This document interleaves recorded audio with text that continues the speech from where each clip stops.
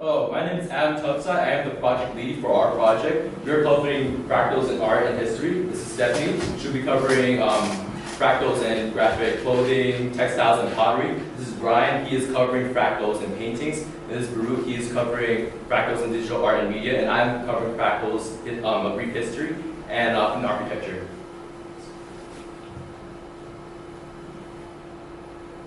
Alright, so just brief art history. Dr. Mandelbaum, without going too much into depth of his personal life, he wrote the book, The Fractals of Geometry, in the late 20th century. But even before him, there was the Greek mathematician named Euclid. He is known as the father of geometry, and pretty much fractals has all to do with geometry, as Indy said with the golden ratio, shapes compounding upon each other. But even before Euclid,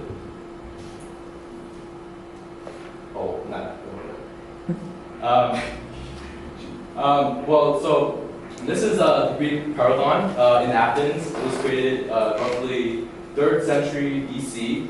As you can see, it's split into one large rectangle, and within that rectangle is multiple rectangles, and within those rectangles are more rectangles.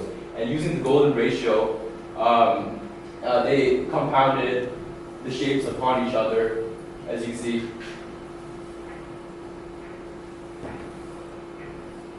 All right, here are the pyramids, also using the golden ratio.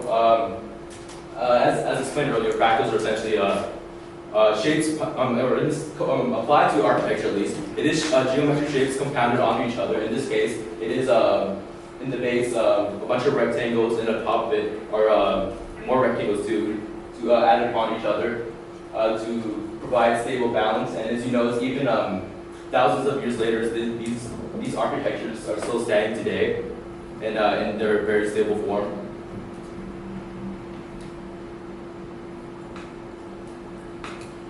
Okay, so I covered the topic of basically like like clothing design, and so this idea was brought in 1975, and using fractals, they created images, and within those, using that image, they created a more compact image, and that's how they started creating designs for clothing.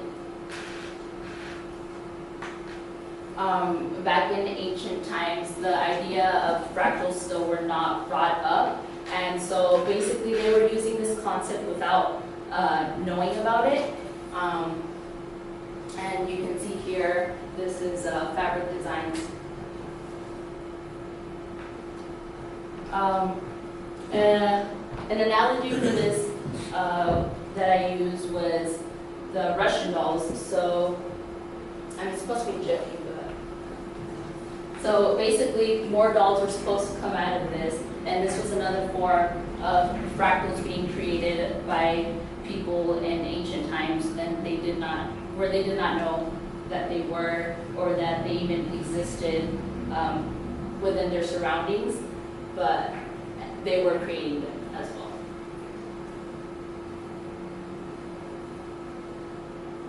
well. Okay.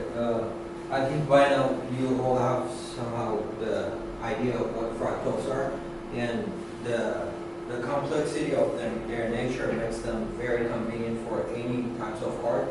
So here, as you can see, these are different types of fractal art.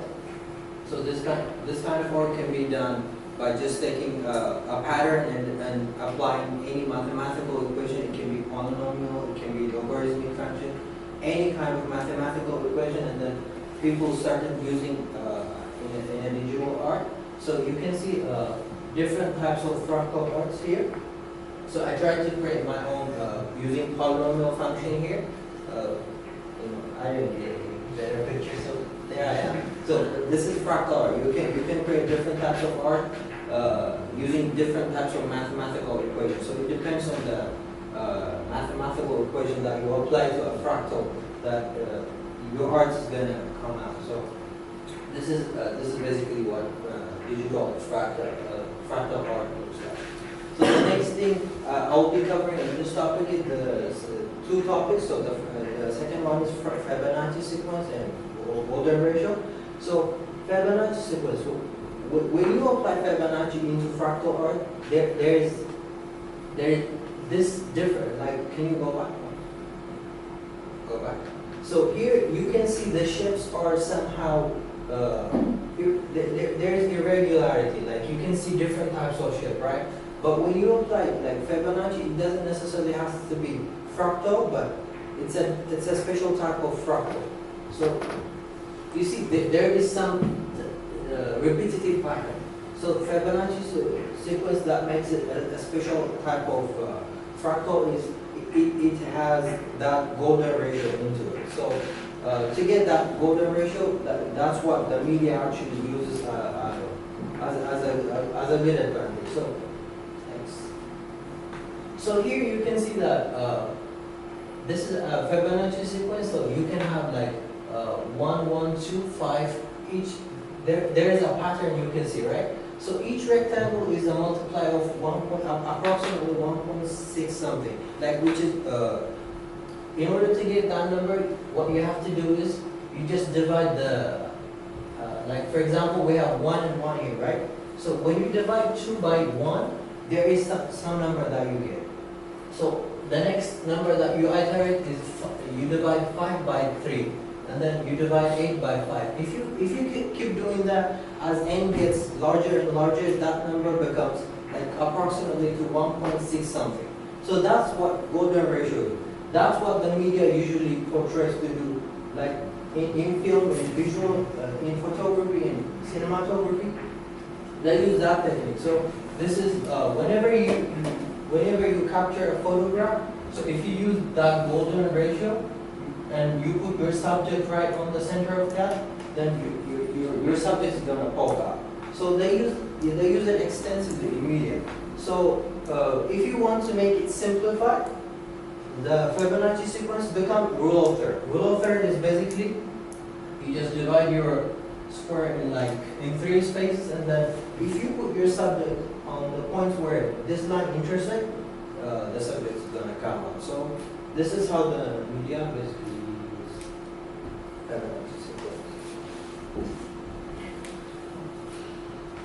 Alright, now I'm going to discuss fractal paintings. Now to understand fractal paintings, we should review to what Baruch said about how fractal art's created.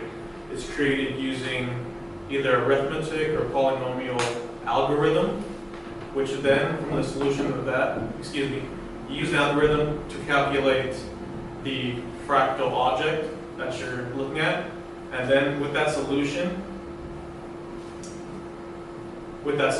you then convert that solution to your actual image. So this is one of the reasons why fractal paintings didn't really make it that big in fractal art in general. Because in order to make fractal art, you have to create an algorithm and plug in your value, and in order to create your image, you have to complete that cycle over and over again, possibly hundreds of thousands of times. And if you refer back to the video we all watched on Fractals, or Mortalbra actually tried attempting to make fractal art before computers. So what he did is he had his algorithm, and without the use of a computer, he plugged in his value, and then he plugged in the values of the Julian set, and then he had to make it loops around his algorithm, and pretty much he had to do it over hundreds and hundreds of times. So it wasn't until the mid-1980s when computers became more easily accessible to the public when fractal art really took off, again using computers and fractal generating software. And these are a couple of examples of fractal paintings. This is the top of a mosque right here, as you can see, fractal patterns. And this right here, excuse the quality, but this is the top of the dome of a mosque in Turkey. As you can see, this is very time consuming, and Again, it wasn't really commonly used in the Western Hemisphere. In the Eastern Hemisphere, it was mostly used to be created by hand. And this is another example. And this is another example. Back to the video we all watched. This is Hokusai, the Japanese artist. All of these waves at the top. These are all examples of fractals. Another Hokusai example. All fractals throughout the top of the waves right here. And then in more modern terms, this is also considered a fractal painting as well. Even Marlborough himself considered, this is Jacques Pollock's painting. He also considered it himself, this painting itself, to be a fractal art as well.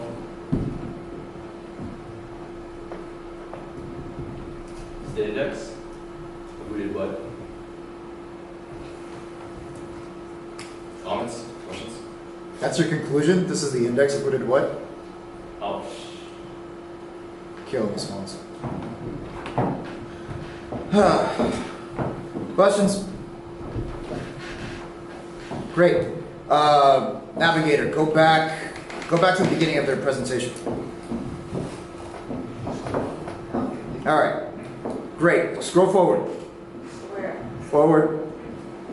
Beyond that. All right, here's where your presentation starts to die.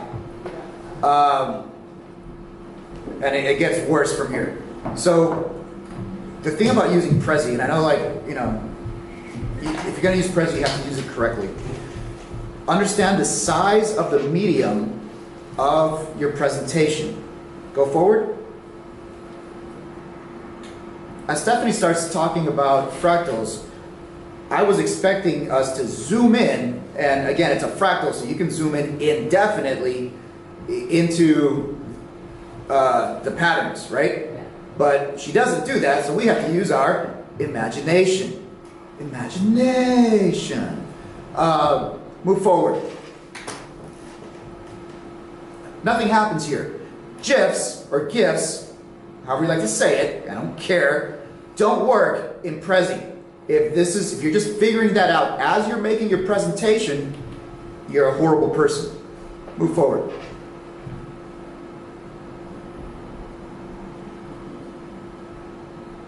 This was my favorite.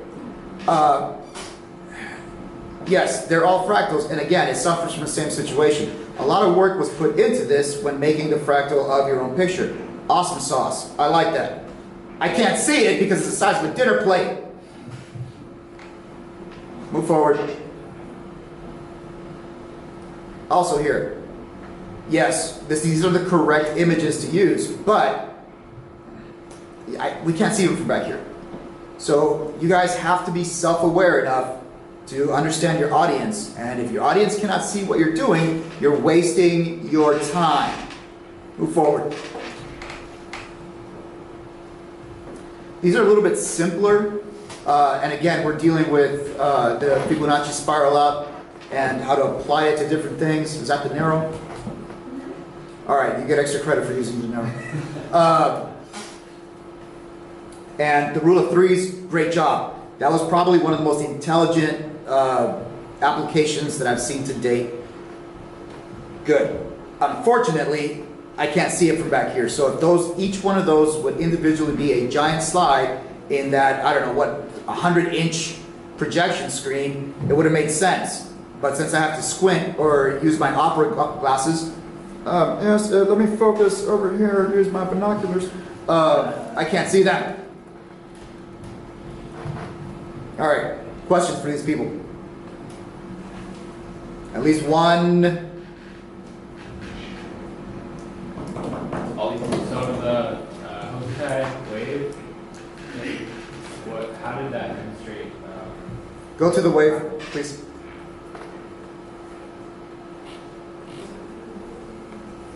All right, so what do we see here? Take a look at the wave and then apply your Fibonacci spiral out. Do you see it? Not you, you're presenting. Do you see it? Ali? Yeah, I see. All right. trace it out. Use your finger. Trace out the spiral. The spiral will be right around here. The big, all the way, all the way. Start from the big one and work your way down. There you go. There you It's not a circle. go. Yeah. Perfect circle right here. Okay. We have this spider's right here. Thank you. All right. Now, again, this is a great time to use Prezi for what it's good for in zooming in. So if you could zoom in to the edges of the wave, you would see that they're just representations of the bigger wave. Does that make sense? This is our second presentation in, and there's still a lot of questions about how fractals work. That's bad. All right. Well, part of it is because we're waiting for Justin to do the math methodology. Oh, gee, maybe that should have gone first. Okay.